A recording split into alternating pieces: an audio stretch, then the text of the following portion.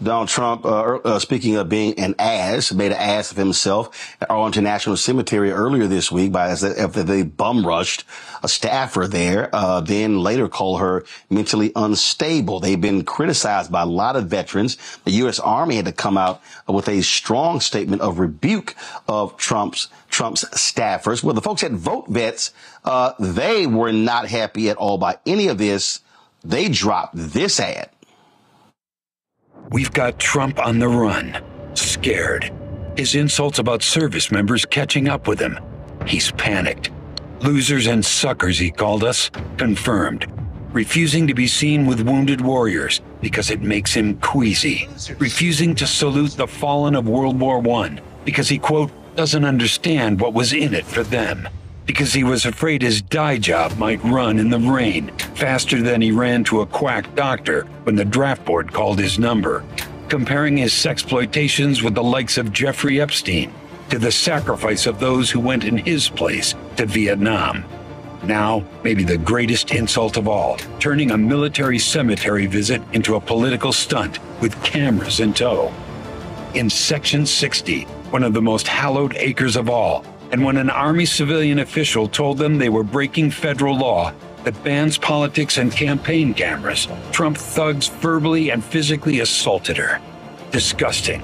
Donald Trump, the grave markers veterans and military families drop a knee to, are not your political props. They represent the heroes we served alongside, men and women you could never measure up to, friends who lived and died by the oath we all swore to uphold. Something you will never understand, and why we're doing our damnedest to make sure no service member ever has to salute you as Commander-in-Chief ever again.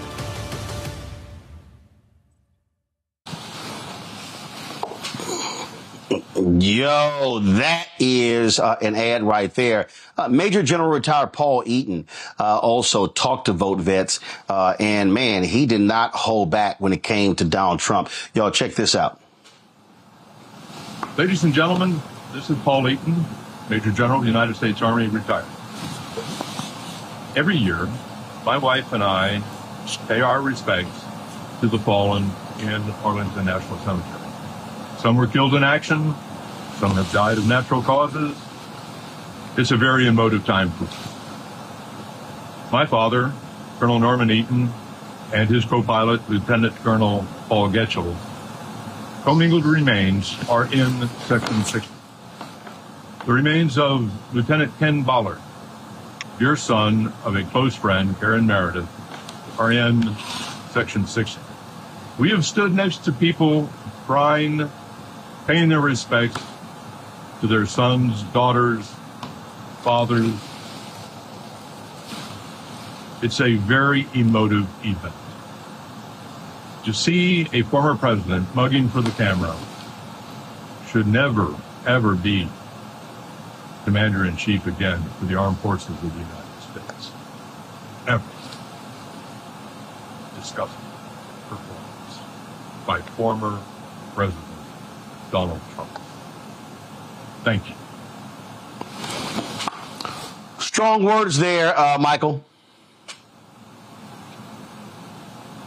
Yes, they were strong words, Roland. And, you know, this is something that didn't have to happen. This is another scandal dealing with Trump on top of flip-flopping on campaign issues, things of this nature. But, you know, there's a piece from NBCnews.com that talks about the Army says a Trump aide, quote, abruptly pushed aside an Arlington National Cemetery employee. And then the Trump campaign put out that the employee had some type of mental issue or something like that as well.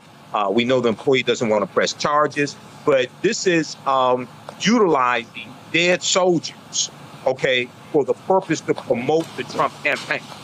Because they shot video. Now, they didn't just take pictures. They also shot video there as well. And they're using this as part of the Trump campaign. So this is and this is from a president who got 5 deferments, OK, who nobody in his family has ever served in the military.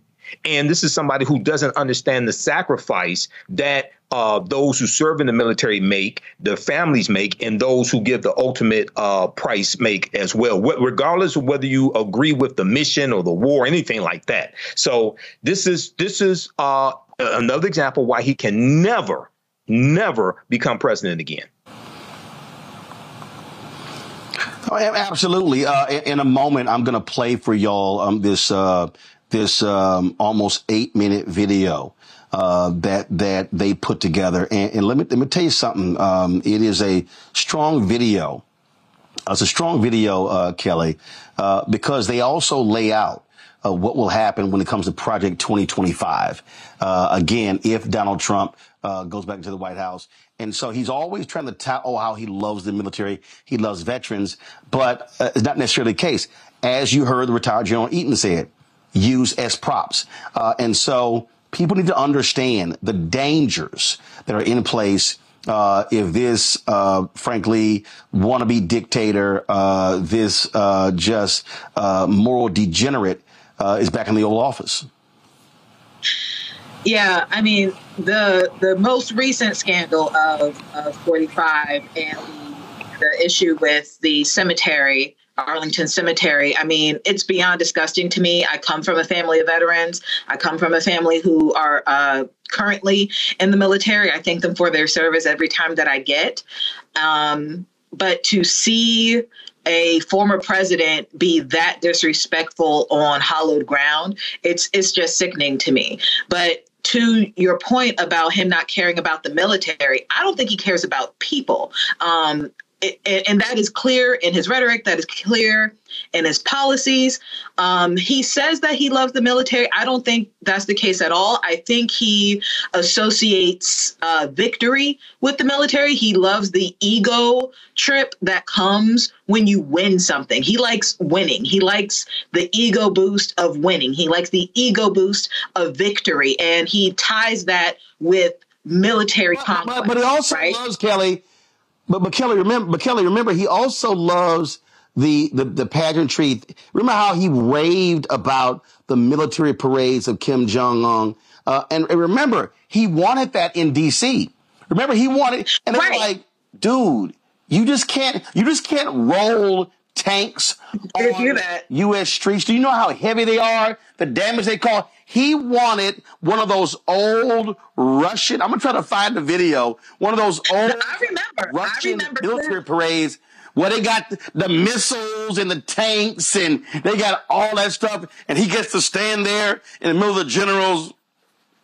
That's what he wants. Dictators do. That's what dictators do. But all of that is, but my point to that, Roland, you're right about what he wants and what he said he wanted, but all of that is tied to ego.